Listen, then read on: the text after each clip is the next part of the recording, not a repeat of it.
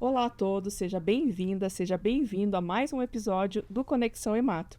Eu sou Morgane Rodrigues e hoje eu estou aqui cercado com as minhas colegas e a gente tem uma convidada muito especial, que é a doutora Andréia Novaes, e a gente vai conversar um pouquinho hoje sobre sexualidade, sobre fertilidade e as alterações ginecológicas na hematologia. A doutora Andréia ela é ginecologista, ela é especialista em saúde sexual, né, e reposição hormonal. Andréia, seja bem-vinda ao nosso canal. A gente está muito feliz que você veio aqui hoje. Muito bem-vinda, Andréia. Obrigada pela oportunidade de falar de um tema tão relevante, né? E eu acho que a gente poderia conversar, porque é uma coisa que, às vezes, assim, a gente estava conversando aqui um pouquinho antes, né, que tem vários tabus, né? E eu acho que a gente podia começar, assim, quais são as principais alterações, né, que as mulheres, né, com as doenças hematológicas têm? Geralmente, elas iniciam com uma irregularidade menstrual, principalmente no contexto de uma plaquetopenia, por exemplo, né? Então, elas chegam ao consultório com bastante sangramento, um fluxo menstrual intenso, muitas vezes até prejudicando, né, a qualidade de vida. Paciente com medo até, falar, ai, doutora, eu vou trabalhar, eu tenho que colocar vários absorventes, eu coloco absorvente íntimo ou absorvente externo, e mesmo assim eu fico com medo, porque o fluxo é muito intenso, né? São vários dias, muitas já estão até repondo ferro, porque tem uma depressão. Então, a principal queixa no consultório dessas pacientes são, a princípio, irregularidade menstrual, né? Além disso, elas podem desenvolver, até por conta do contexto hematológico, né, algumas infecções vulvovaginais, principalmente candidíase de repetição, vaginoses, e aí também herpes genital, e a gente precisa rapidamente tratar, né? Além disso, elas também podem desenvolver no curso da doença, né? Então, começa uma quimioterapia. Geralmente, elas podem fazer até uma mucosite durante ali o tratamento quimioterápico, que é uma inflamação de mucosas, né, que também pode dar na genitália, e também experimentar uma falência ovariana prematura. Então, a gente considera a falência ovariana prematura quando a mulher tem, né, a falência ovariana antes dos 40 anos, no contexto de quimioterapia ou radioterapia, né, no contexto oncológico, a gente pode ter isso de forma até mais precoce. Então, neste momento, a gente opta por, após o tratamento quimioterápico, né, tratar com terapia hormonal, justamente porque a gente tem um prejuízo da qualidade de vida dessa mulher muito grande, né? À medida que ela experimenta como se fosse uma menopausa, né, essa falência ovariana prematura, e com ela vem os sintomas atrelados, né, de uma menopausa, que podem ser, tem mulheres que não sentem absolutamente nada, mas outras acabam apresentando alguns sintomas. Então, podem ser insônia, aumento de peso, secura vaginal, que prejudica muito, né, a qualidade de vida no sentido de ter uma parceria e ter relações sexuais, experimentam dor nessa relação sexual também, queda da libido, então muitas vezes ela já não quer, não pensa em sexo, né, não pensa em ter relação sexual. E eu falo que é uma libido não só para relação sexual, é uma libido para a vida mesmo, sabe? Parece que fica o tempo todo com aquela bateria no vermelho, fica assim, cansadona. Ai, doutora, antes eu fazia várias atividades e hoje eu faço a mesma atividade, parece que eu fui e voltei 300 vezes, então fica cansadona mesmo. E quando a gente começa uma terapia hormonal, que você volta o status dela para a idade hormonal que ela deveria ter, né? Parece que liga na tomada e fala, opa, voltei a ser quem eu era, né? Então... Mas essa falência ovariana que você mencionou, ela só pode ser abordada depois do tratamento ou você tem alguma coisa que você pode fazer antes ou durante? Aí depende muito do contexto hematológico, né? Então, por exemplo, tem quimioterápicos que aumentam a chance de VOD.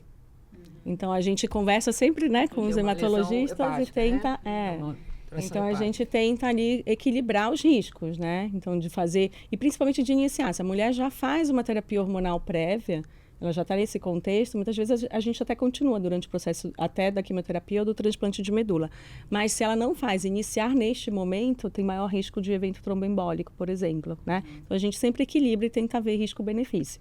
E discute com a equipe titular, obviamente, né? E tem como você adormecer o ovário para ele não sofrer o efeito da químio?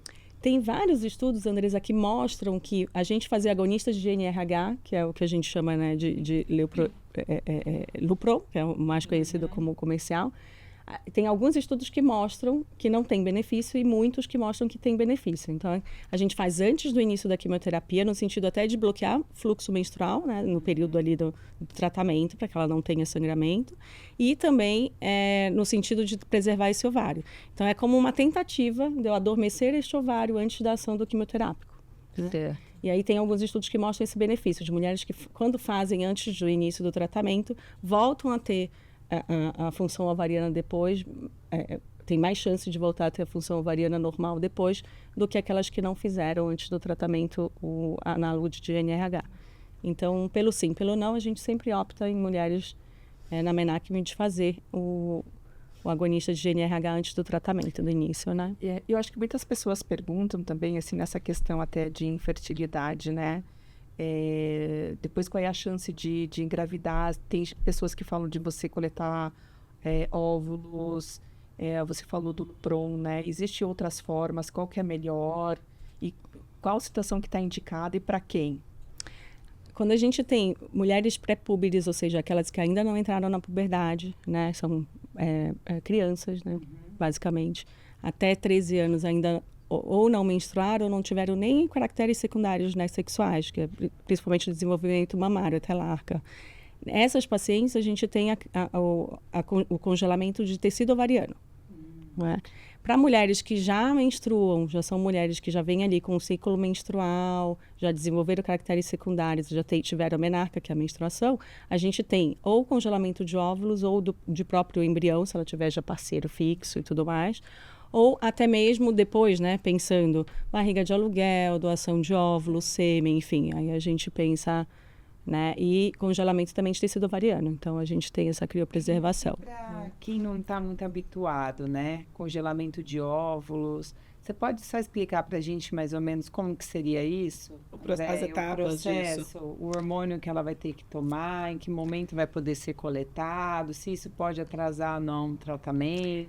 No contexto da oncohematologia, a gente tem uma baixa adesão, até por conta da agressividade, né, da doença, e no contexto de uma neutropenia ou mesmo de uma plaquetopenia, para a gente conseguir pelo menos 14, 21 dias ali para poder induzir, né, uma ovulação e poder capturar esses óvulos, entendeu?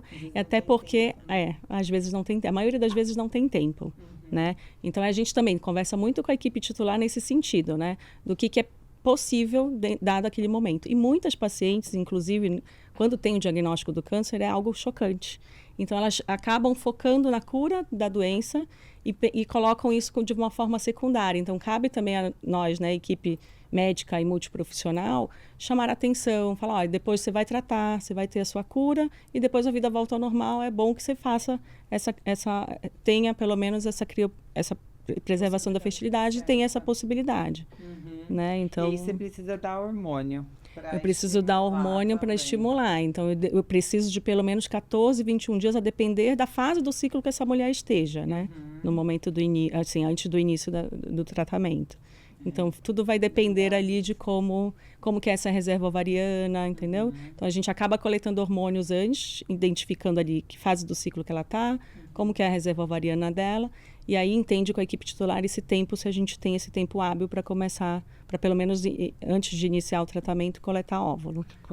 André, e o outro extremo, a gente está falando de pessoas, mulheres jovens, mas e as mulheres já idosas? Quer dizer, quais as complicações mais comuns? Porque a gente tem muitas... As leucemias, umas doenças são mais comuns em mulheres, pessoas de mais de 60 anos.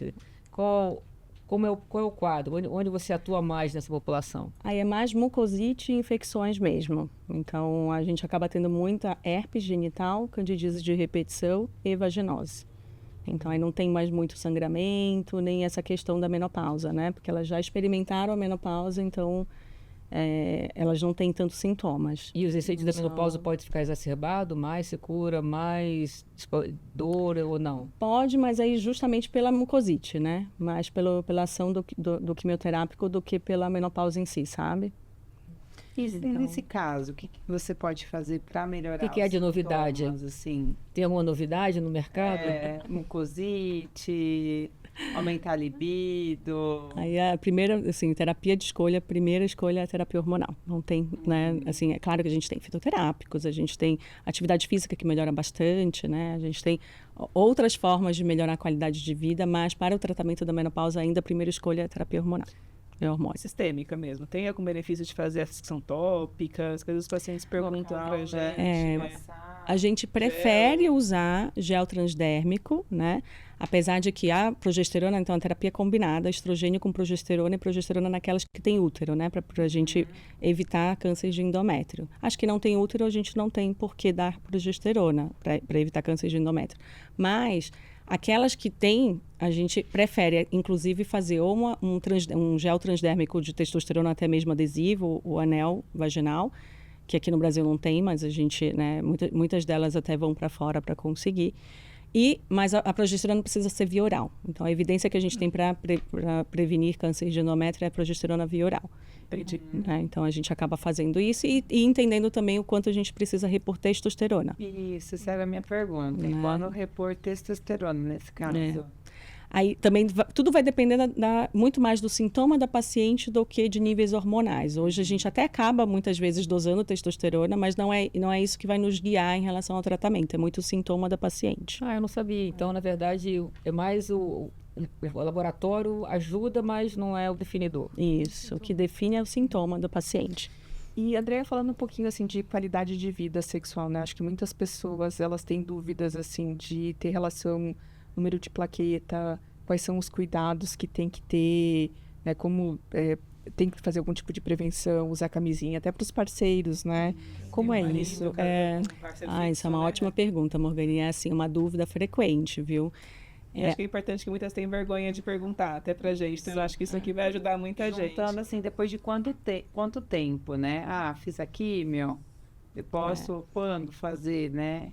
Elas até ficam com muito medo, sabe? Elas falam assim, ai, doutora, eu fico até com medo de olhar para o meu marido, de dar um beijo, de fazer alguma coisa para não pegar alguma infecção e tudo mais. Então, assim, durante o tratamento, pode ter relação sexual? Pode. Desde que a plaqueta esteja, a gente tem um corte de plaqueta de 50 mil por conta do risco de sangramento. Até, né, é claro que relação sexual não é só penetração, né? A gente não pode pensar só em penetração, é mais uma intimidade, mas principalmente quando tem penetração, até pelo próprio atrito do pênis na vagina, pode ser que faça microfissura no contexto de uma plaquetopenia e sangrar. E aí não vai ser legal, né? Até porque arde, dói, sangra. Então, aí ela não vai ter uma boa relação sexual, né? E aí, da próxima vez, quando ela pensar em ter relação, já vai, bloqueia. Bloqueia tudo, vai ser ruim, vai doer, vai sangrar. E aí vira um ciclo da dor, um ciclo ruim. E é isso que a gente não quer, né? Na verdade. Então, assim, pode ter intimidade durante o tratamento? Pode. Né? Então, assim, claro, tudo alinhado com a equipe titular, tudo alinhado no contexto de transplante de medula também, né? Isso muda um pouco, a gente tem algumas restrições maiores, mas no tratamento quimioterápico você pode beijar seu marido, você pode pegar, você pode acariciar, né? Você pode ter relação sexual desde que a plaqueta esteja acima de 50 mil e que também use camisinha, como a Morgane falou, porque lembrando das doenças, né? Então, a gente não quer, principalmente nesse contexto de uma imunidade mais baixa, que ela experimente alguma infecção. Né? E você chega a conversar um pouco com as mulheres antes do tratamento e com o parceiro o que elas vão enfrentar e o que ele também como vai ser a relação dos dois, provavelmente? Você acha que isso seria uma estratégia interessante, né? Antes de começar o tratamento? Eu acho, viu, Lucila? Porque, assim, muitas delas têm muita vergonha de perguntar, principalmente para o médico, né? Ela fala assim, doutora, o foco do meu médico é tratar meu câncer. Como é que eu vou perguntar para ele essas coisas? Não dá, né? Fica parecendo que é uma coisa secundária, né? Tipo assim, a prioridade agora pode dizer, eu tô aqui para tratar a doença dela e ela tá pensando em ter relação sexual, né? Então, mas a gente não trata a doença, né? A gente trata o ser humano, né? Então... né? Elas ficam muito, assim... com vergonha de perguntar mesmo, né, para a equipe titular. Então, é muito importante a gente ter dentro deste olhar uma equipe multiprofissional mesmo, para, né, ajudar essas pacientes até a falarem. Muitas acabam não tirando suas dúvidas, vão se afastando muito do seu parceiro, da sua parceria, né? A intimidade, principalmente para o homem, num relacionamento, conta muito. É diferente da mulher. O próprio ciclo de resposta sexual é muito diferente do homem e da mulher. da mulher. Eu brinco que para ter relação no final do dia, você precisa dar um bom dia bom, sabe? O homem não, o homem não precisa disso, né? O homem tá lá pronto a qualquer hora, né? Mas a mulher não, se ela de repente brigou com o marido de manhã, o marido não tratou bem o dia inteiro, no final do dia quer ter uma relação, você, né? Não vai estar lá. Mas Então, esse ciclo sexual que você fala, isso tem a ver com períodos do tratamento também? Ou, voltando à pergunta, fazendo assim, supondo que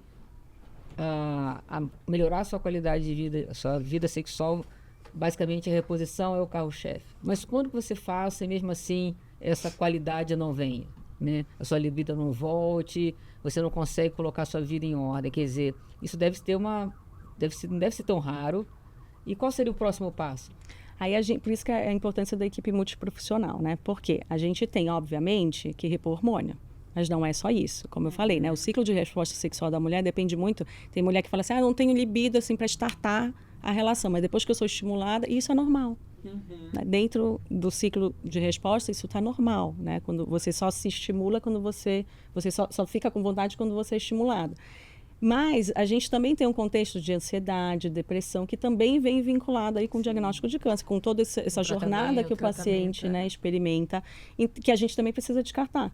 Então, é importante ter avaliação psicológica, é importante, às vezes, ter até fisioterapia, né, porque a paciente é isso, se ela entra nesse ciclo de dor, e muitas vezes, quando eu avalio, algumas pacientes por vergonha, ou muitas vezes não procuraram um ginecologista ou especialista antes, elas já estão nesse ciclo da dor. Né, de pensar em relação sexual e falar, vai doer, vai sangrar, bloqueia. E elas entram nesse ciclo, e para a gente desbloquear, a gente precisa de muita terapia, de fisioterapia, que vai desensibilizando ali também o introito vaginal, principalmente, sabe? Essa tal fisioterapia pélvica, isso? Fisioterapia pélvica, isso mesmo. Interessante. Então, eles têm vários exercícios, né, que eles até ensinam, fazem junto, ensinam também para que a mulher consiga fazer sozinha em casa. E desensibilizam também, né? Interessante mesmo, né? Eu já sabia da fisioterapia pélvica na obstetrícia, né? Agora é bem legal saber que tem essa possibilidade. E para as pacientes que fazem radioterapia, a gente também precisa pensar, né, de fazer uma prevenção, principalmente para oclusão vaginal. Que às vezes acontece na doença do enxerto contra hospedeiro, né? No cenário do transplante. No cenário do transplante, né? Você podia falar um pouquinho, né? Que eu acho que é uma curiosidade e é de sua importância, né? E aí eu gostaria que se você pudesse falar um pouquinho dos sinais e dos sintomas, até para quem está ouvindo, né, que foi transplantado. Porque muito da doença do enxerto, às vezes, é a pessoa que está notando a mudança, né? Os pacientes já estão, às vezes, já longe um pouco do médico. E um dos desafios, assim, é você fazer o diagnóstico mais precoce, né?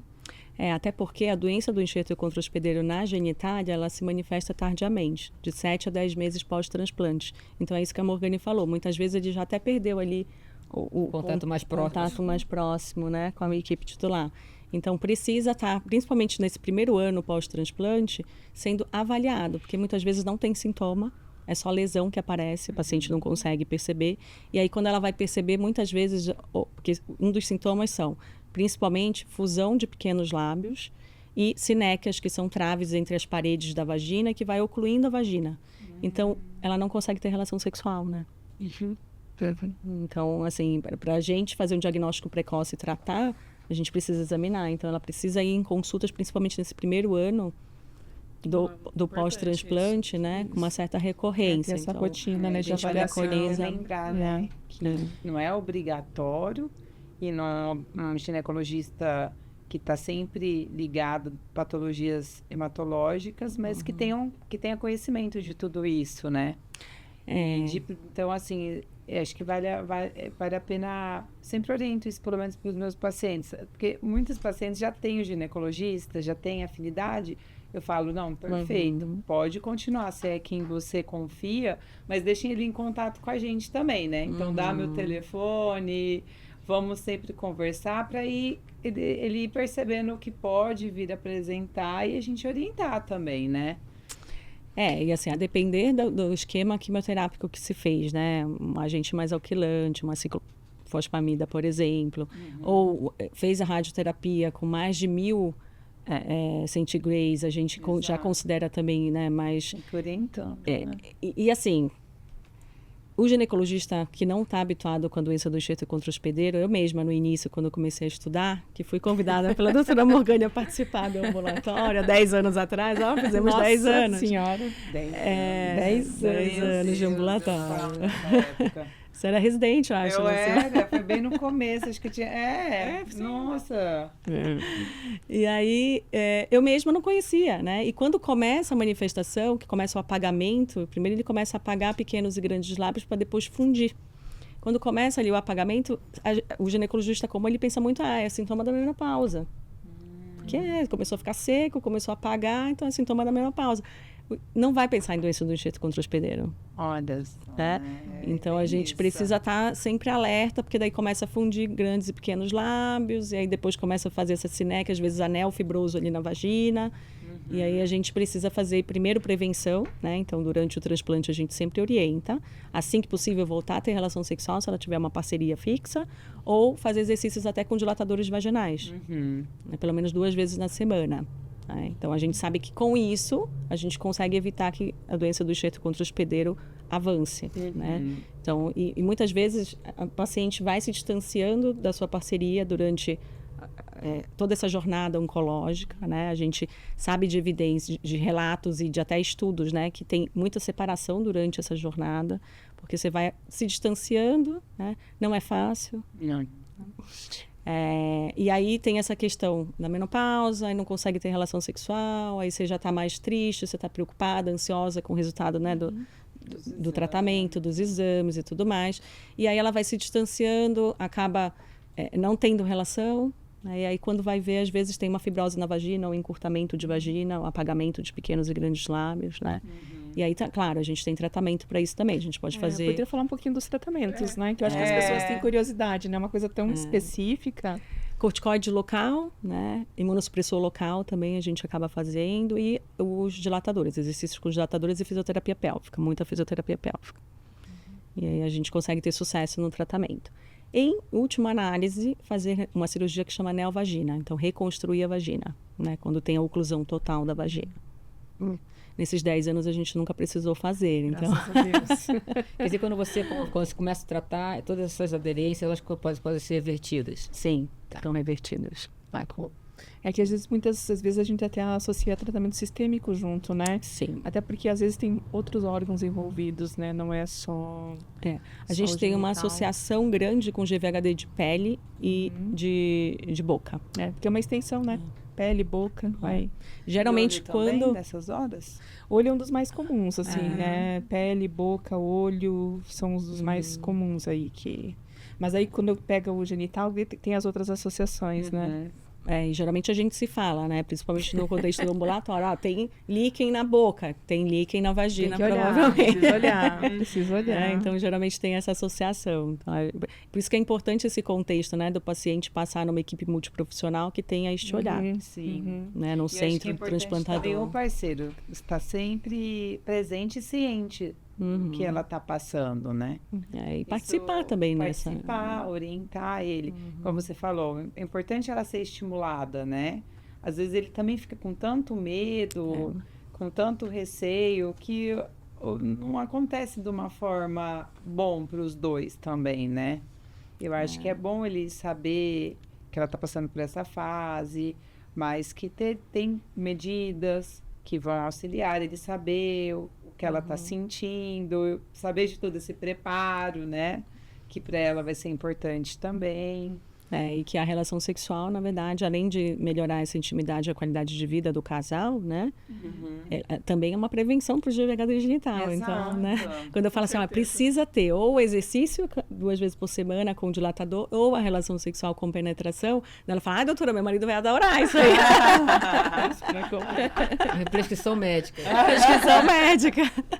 Mas é bom porque fica uma lembrança, né? Da importância da parte sexual também na vida. E para o casal vai ser ótimo, né?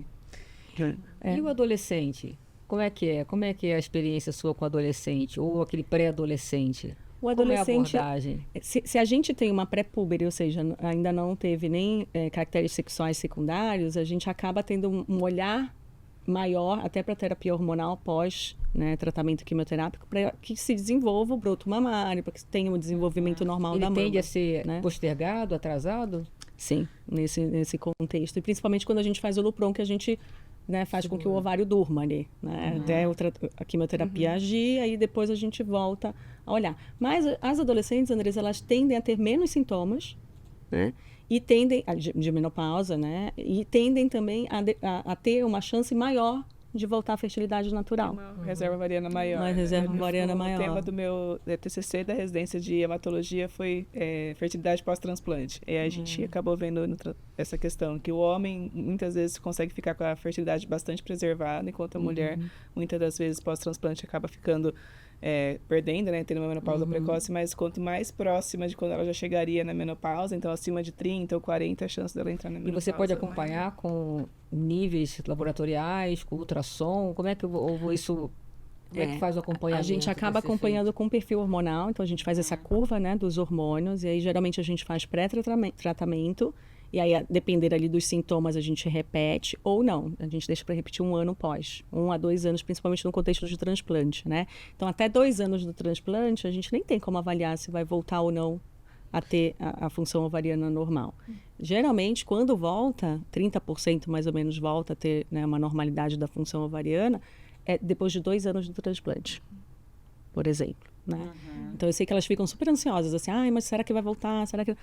Então, vamos deixar e aí vamos fazendo terapia hormonal, vamos acompanhando curva hormonal e tudo mais. E tem sempre uma solução, supondo um paciente que tem uma contraindicação relativa de reposição, uma história de trombose, um outro câncer ginecológico passado. Existe maneiras de você contornar isso? Existem fitoterápicos, existe a própria relação atividade física, né? Que a gente também acaba incrementando aí nesse tratamento, que ajuda bastante, principalmente nos sintomas de fogachos da menopausa. Atividade sexual atividade física é super importante. Fisioterapia, o próprio incentivo do parceiro, né? Então, tem outros mecanismos que a gente pode usar. Para a secura vaginal, não no contexto de transplante de medula, né? Porque a gente não pode fazer... Isso também é uma dúvida super comum dos ginecologistas que não atendem GVHD, né? Não atendem a doença do enxerto contra o hospedeiro, é fazer laser íntimo. Quando a gente faz o laser íntimo, a gente pode estimular a doença do enxerto contra o hospedeiro genital. Importante falar também. Então, mas pacientes que não transplantaram, a gente pode também lançar mão do laser íntimo para aumentar, inclusive, lubrificação local.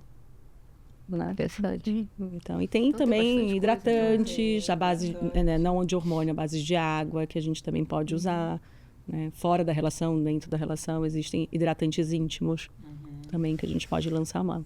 Bom, eu acho que a gente está chegando ao final, né, do nosso episódio. Foi muito bom, acho que tirou um monte de dúvida. Aí, Andréia, você tem uma mensagem final, assim, para essas mulheres que estão ouvindo e que estão com algum problema ou que tem algum familiar? A vida não acaba depois de Não, mas pelo contrário, precisa, né? Eu acho que é preciso, assim, você teria uma mensagem para essas pessoas. Que eu acho que isso é importante, gente. Eu acho que elas não estão sozinhas, né? Que a gente está aqui para apoiar, que é importante elas sempre terem essa segurança de falar, de questionar, de perguntar, de tentar ajuda mesmo, sabe? Não ficar com um sintoma e ficar com medo de perguntar. Exato.